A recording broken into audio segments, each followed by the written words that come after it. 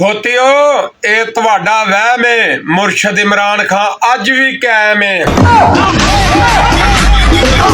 India ਵਾਲਿਓ ਤੁਸੀਂ ਚੰਦ ਤੇ ਜ਼ਰੂਰ ਚਲੇ ਗਏ ਜੋ, ਮਗਰ ਜੰਨਤ ਚ ਨਹੀਂ ਜਾ ਸਕਦੇ, ਕਿਉਂਕਿ ਉਹਦਾ ਠੇਕਾ ਸਾਡੇ ਕੋਲ ਆ।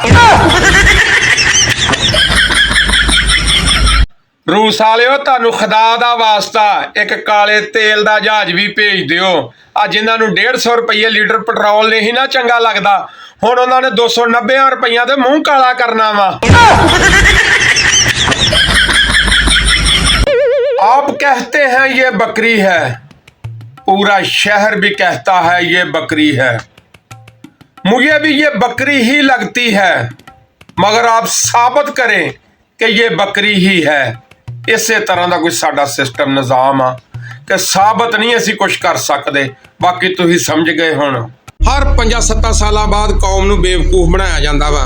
कदी दसिया जाता वा कि चनियोड़ दे विच लोहा लभण आए सां ते सोने दे ज़खायर मिल गए। कदी अफवाह फैलाती जाती है कि बलोचिस्तान दे विचों अरबां डॉलर दा सोना मिल गया। हुण जनाब अफवाह फैलाई गई है कि 600 ट्रिलियन दे पता नहीं काहदे ज़खायर मिल गए आ। इन्हां वास्ते सरकार बुल्ले शाह ने एक गल फरमाई सी, कागज़ उत्ते अग ना रखिए, कागज़ उत्ते अग ना रखिए, पागल दे सिर पग ना रखिए। बुल्ले शाह दी मनला संगिया, मुल्क दा राखा ठग ना रखिए।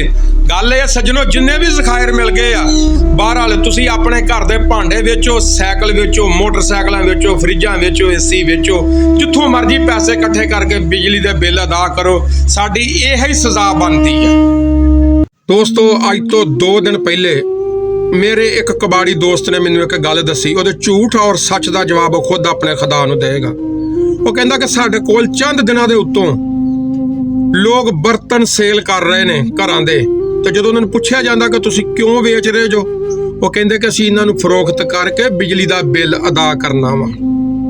मैं हुण ये वीडियो इस तो बना रहा कि मैं अपने अखां दे नाल चंद मिनट पहले एक 65 तो 70 साला बजुर्ग जिहने कबाड़िए दे कंडे दे उत्ते स्टील दीयां प्लेटां और कौलियां रखियां फरोख्त कर रहा सीगा।